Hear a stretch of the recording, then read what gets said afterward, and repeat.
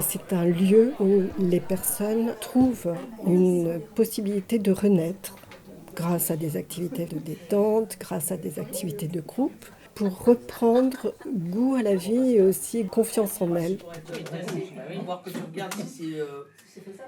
Lorsque le projet de la villa de l'accompagnement m'a été présenté, c'est un projet qui a suscité l'enthousiasme, d'autant que nous avions une opportunité à proposer. Je viens moi-même de faire une séance de yoga du rire et je découvre et j'ai été séduit par toute l'énergie que j'ai pu justement puiser dans cette séance-là. Et je pense que c'est quelque chose d'utile et aujourd'hui qui fait partie du paysage pessaquais. Et donc il faut qu'il reste. Le canard est travaillé avec... J'ai adoré le lieu, je me suis sentie vraiment comme à la maison et j'aime beaucoup l'ambiance, le respect qu'il y a envers les gens et le fait que ce soit un endroit où les gens puissent venir parler, boire un café, de se retrouver en n'étant pas l'étiquette malade mais d'être un humain.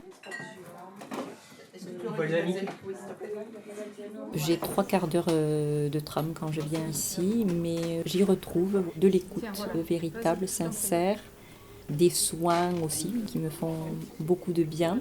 Oui, c'est une seconde famille. Je trouve que c'est important aussi de donner de son temps, même si on est professionnel. Et j'ai eu envie du coup de m'investir pour proposer aussi mon accompagnement en tant que sophrologue. Mais aussi, là, par exemple, aujourd'hui, je suis là pour moi-même participer à un atelier. 3 en arrière. En inspirant. Et on souffle. Comment, moi, en tant que thérapeute, je peux agir sans faire intervenir la thérapie, justement. Je me retrouve face à une personne souffrante d'une manière ou d'une autre. Et ce qui me fait plaisir, c'est de voir qu'on a ce même rapport à la vie. C'est la vie qui nous rapproche. De ce qui se passe. La villa d'accompagnement, en fait, elle englobait tout ce que je désirais, du bien-être, sans être dans quelque chose de conventionnel, dans la simplicité, cette porte qui est ouverte, est à l'écoute, sans jugement, avec empathie, et ça faisait vraiment partie, moi, de mes critères qui m'ont fait ouvrir la porte de la villa. Déjà, j'étais surprise que tous ces gens viennent bénévolement, donnent de leur temps alors qu'ils ont un cabinet et tout. J'ai trouvé ça magique et on est vraiment hors médical, parce que c'est ce qu'on offre aux gens, une parenthèse, hors médical, et que ces gens-là sont vraiment justement hors médical et ils ont une autre approche. Et pour venir bénévolement, c'est quand même c'est beau, quoi. Je passe du côté intervenante à l'autre côté. Et c'est toujours très intéressant, même moi en tant que thérapeute, de repasser sur la table aussi quelque part et de me dire c'est moi qui peux être aussi le malade ou la personne pas bien qui a besoin d'être accompagnée. Et ça me permet aussi, je dois dire, et j'apprécie, de pouvoir découvrir aussi d'autres ateliers. Voilà, j'ai découvert comme ça le yoga du rire, j'ai fait des échanges avec d'autres masseuses aussi. J'ai beaucoup reçu et j'avais envie de redonner. Et ben, je participe à la communication, je fais les supports graphiques pour la villa, je m'occupe des réseaux sociaux et j'ai proposé d'animer des ateliers à mon rythme. Et ça, c'est important. La villa ne m'en veut pas si je suis pas là ou si je propose pas autant d'ateliers que le mois précédent. Cuisine du monde. J'ai essayé un peu d'autres ateliers, mais je viens essentiellement pour l'atelier cuisine. C'était mon métier quand j'étais en activité.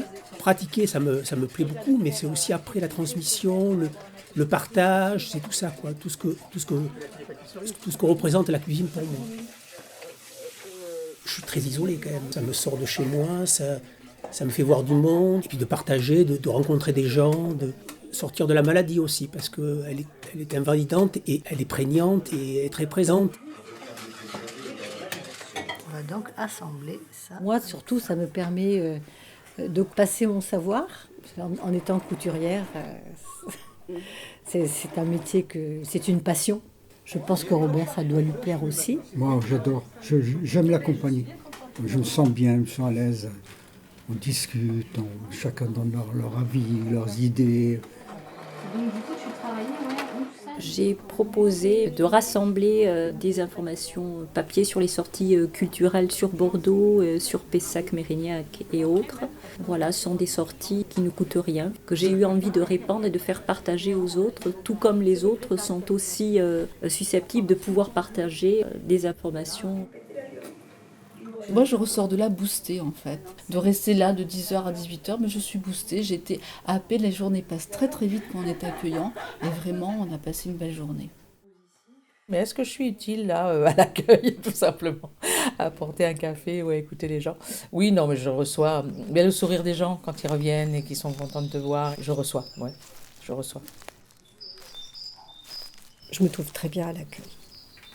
Je me sens bien à accueillir et aussi à écouter. Dans mon enfance, c'était plutôt écoutante, déjà. Dans l'avenir, la Villa de l'accompagnement va se doter d'une unité mobile pour aller au plus près des personnes et leur offrir le même type d'accompagnement, d'atelier, de bien-être, de créativité. Pour pouvoir bénéficier de cette opportunité, il va falloir nous aider et nous avons besoin que vous soyez généreux. Nous avons vraiment besoin que vous soyez généreux.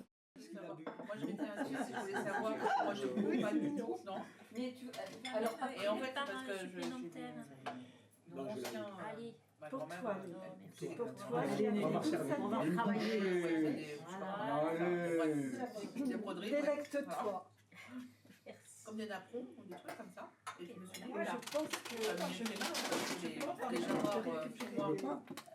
je pas m'en servir. Non, je me dis, mais tu n'es même pas incapable de faire, d'assembler un truc et de faire, par exemple,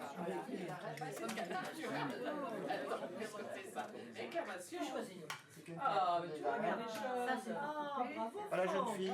Merci. Tout le monde est jeune. Ah, tu dis, Tout le monde est jeune. Allez, hop.